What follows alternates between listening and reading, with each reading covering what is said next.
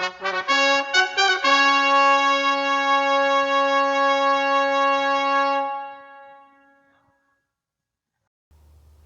I look so small compared to this giant Knight Rider semi? Welcome to the channel.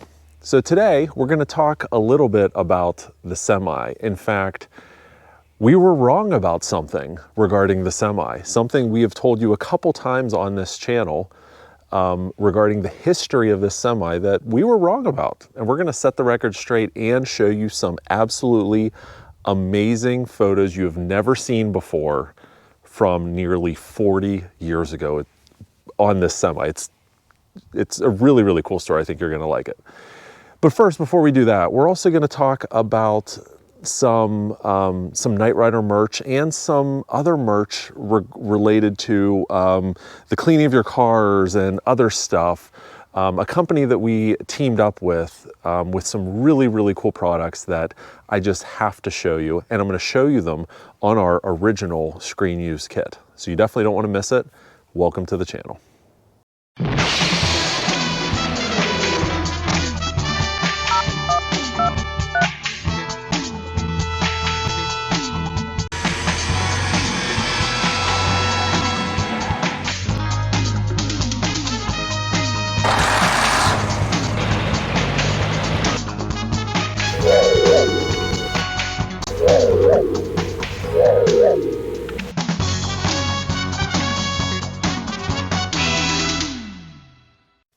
So I'm sitting here in our screen use kit, and I wanted to ask you guys something. How many of you out there have purchased something from TEMU.com? Now, TEMU, if you're not familiar with it, they've got pretty much anything you could ever want for your car, your home, your life. It's absolutely amazing. They even have some Knight Rider. I want to show you some of the Knight Rider related stuff that they have, like these tin signs. Now, some of you guys have probably seen in my garage, I love signs. And then they also got this Knight Rider sign. Isn't that cool? That is so neat. And the really neat thing about TEMU is the prices are super, super affordable. And really, they also have an assortment of license plates. Knight Rider license plates, Dukes of Hazzard license plates, which I have a whole wall of license plates. I'm going to add these to it, which are really, really cool. A-Team. I mean, just any of the license plates you could ever want. They also sent over, you guys ever seen these hoses that, retract, when they fill with water and they stretch out? I love these hoses. I have a couple of these hoses already. Now I have yet another one. These things are one of the best inventions ever. And it comes with this awesome sprayer too. I'm really excited to try out this digital air compressor. I've wanted one of these, a portable one, for a long time. I have my full-size air compressor, but I wanted something where I didn't have to unreel the hose, something I could take, throw it in the trunk and just keep it in case I have a flat tire. So we're going to show you how this works here in a minute, because we actually have a slow leak in Kit's one tire that I really need to get. So we're going to try out this handheld air compressor. Normally I'd use my full-size air compressor, pull the hose out, get it connected, fill it up, and that works fine, but takes a while, right? This is super easy. It's portable. I can just hook it up. So I put it on the valve. We can see we're at 13.5. Oops, it turned off. There we go. You can see we're at 13.5 PSI. Need to be at 35. So set it to 35, hit the trigger. There we go. Now, of course, this isn't going to be as fast as using a full-size air compressor. But remember, this is something you can keep in your truck or your car. And if you're stranded somewhere with a flat tire or whatever, this thing could save you from calling the tow company. We've also got this awesome, again, handheld cordless vacuum, mini vacuum. All right, so as you can see, I've not been the kindest to this floor mat. There are a few stains in here, but there's also a lot of, debris just from people getting in and out of it and whatnot. So we're going to try out this awesome handheld vacuum from TEMU. Let's see how it works. That's nice and strong. Oh, pretty sure this is going to be a game changer. I always have to get my shop vac out. It takes forever. This thing is awesome. Look at that. Now these things, these are stains that I got to get out. Obviously this won't do that, but take a look at that. I mean, that's pretty awesome. Look at all the dirt it collected. That's going in my car detailing arsenal. And I think, yeah, you just open it up. Look at all that it picked up just from 30 seconds worth of vacuuming. So if you're looking for like a mini vacuum like this for your car or camper or whatever, I actually have an amazing deal from you straight from the folks at TEMU. There's a link down in the description below. Download their app, click on the link down below, and you can get this vacuum for a little over $2. And I know what you're thinking. $2 for this vacuum? This actually works really well. It really does.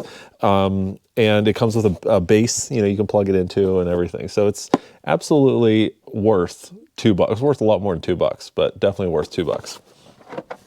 So if you're interested in this stuff or the hundreds of thousands of other products they have, I've got a special offer for you. Download the TEMU app.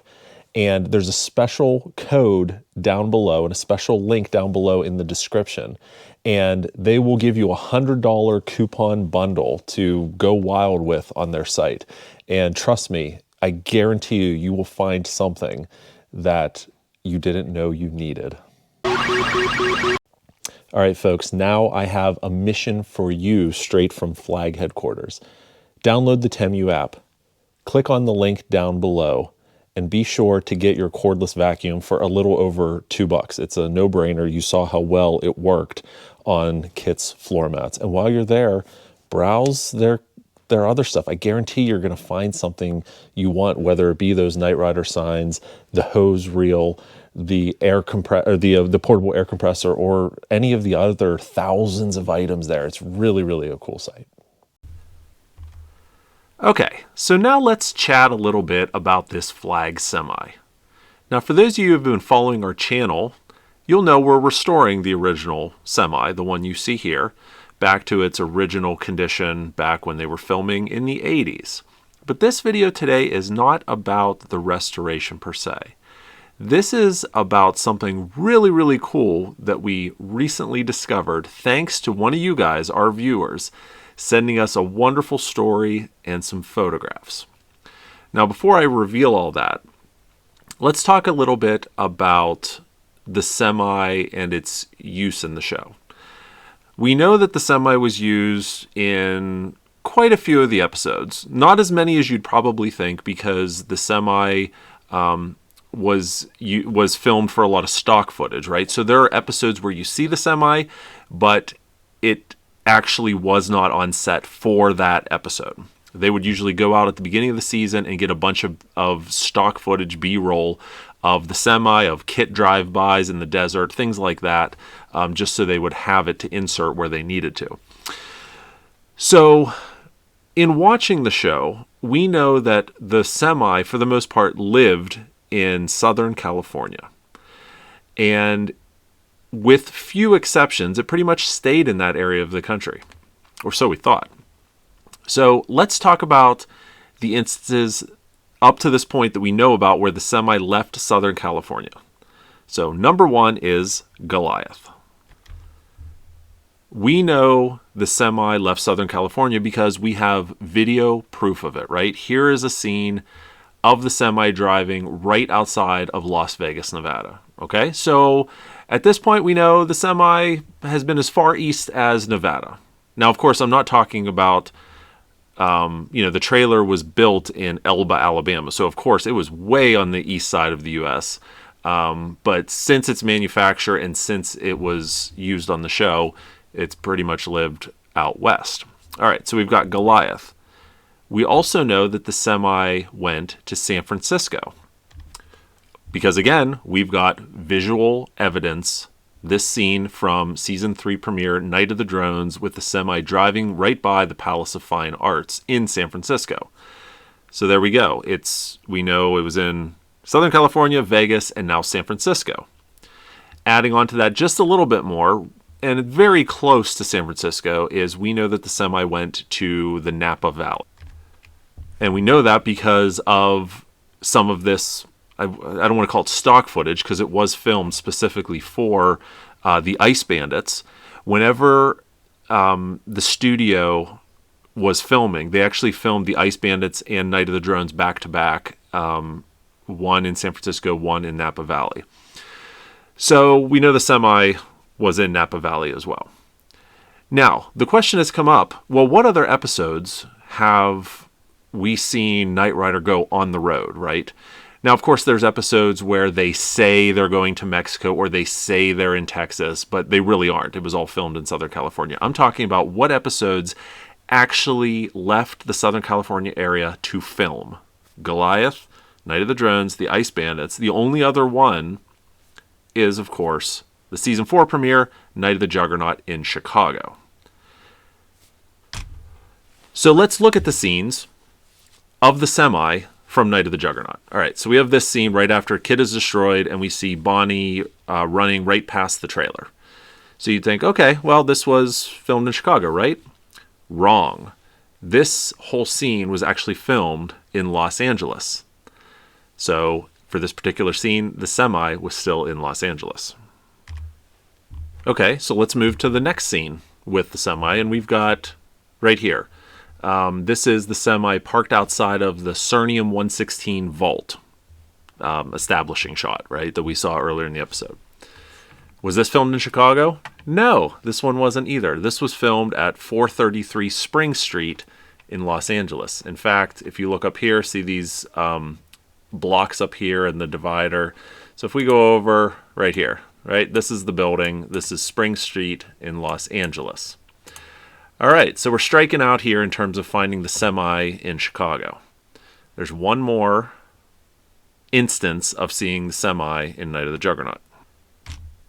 And that's in these scenes, in where KITT is being rebuilt. They're in this garage warehouse, supposedly in Chicago.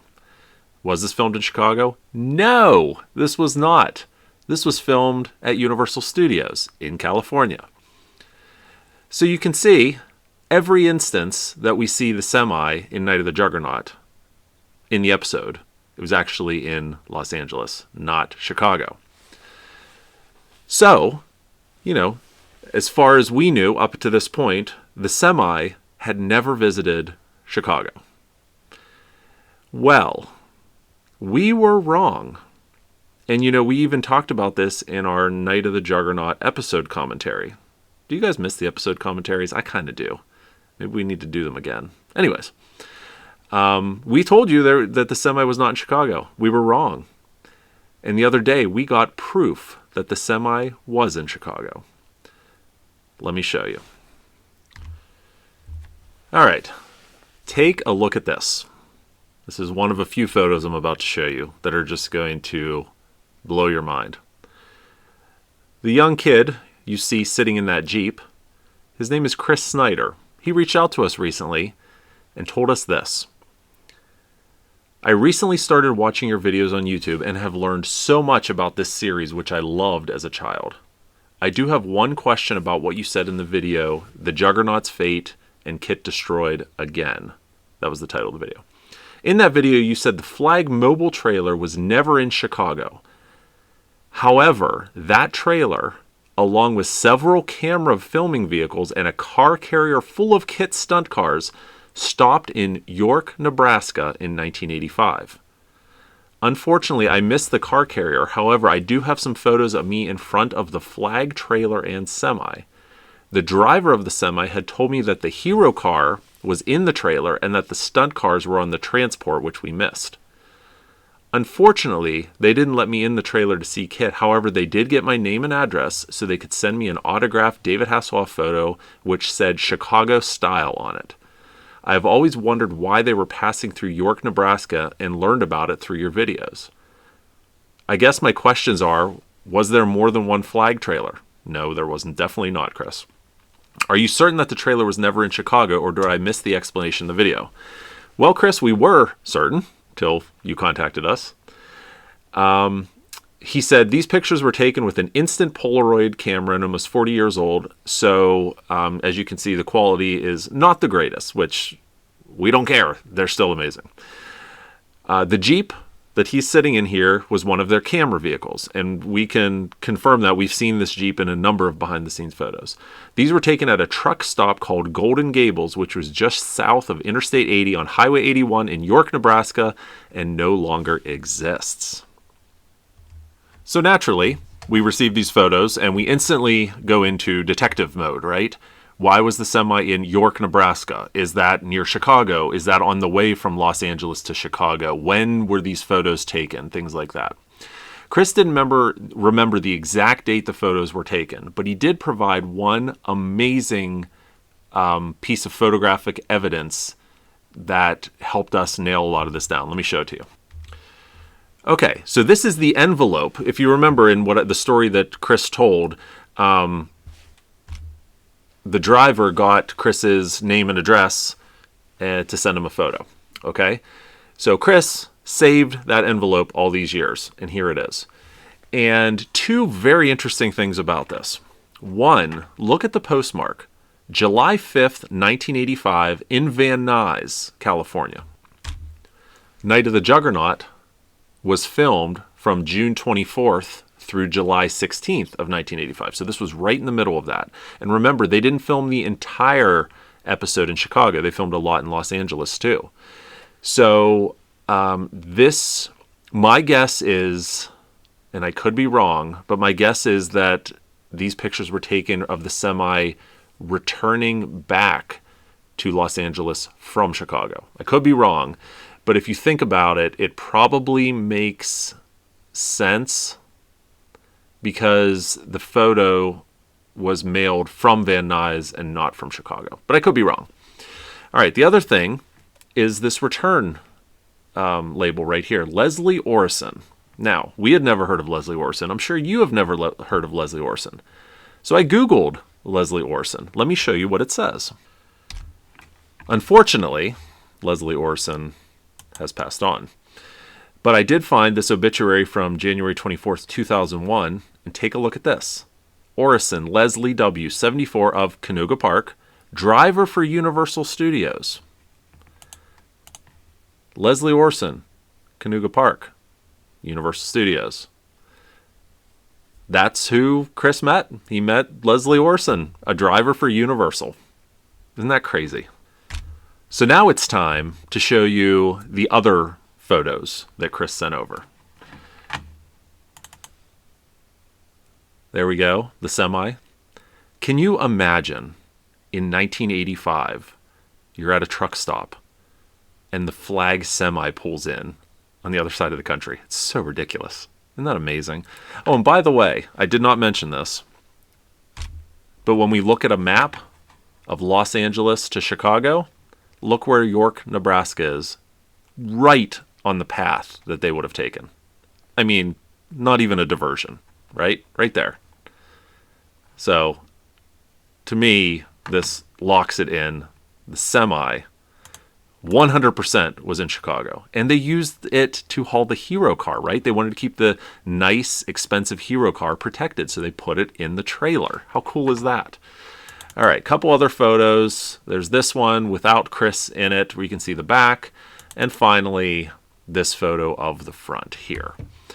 So we were wrong. The semi went to Chicago. It just never appeared in the episode in Chicago. There you go. And many huge thanks to Chris for sending us these amazing photos. This really filled in, an important piece of that episode that we didn't know. And, Chris, I would love it if at some point we could reunite you with the semi. Maybe we can find a Jeep and recreate these pictures. We're going to do it when the semi is done. So thank you so much for sending these. Hope you guys enjoyed this kind of blast from the past and this, uncovering just a little bit more of the semi's history. We've uncovered so much information from the excavating or the archiving of the semi during the teardown, and photographic evidence like this. It's just absolutely amazing, and it really starts to fill in all of those pieces with this incredible piece of Knight Rider history. So hope you guys enjoy this. Look forward to talking to you again very soon.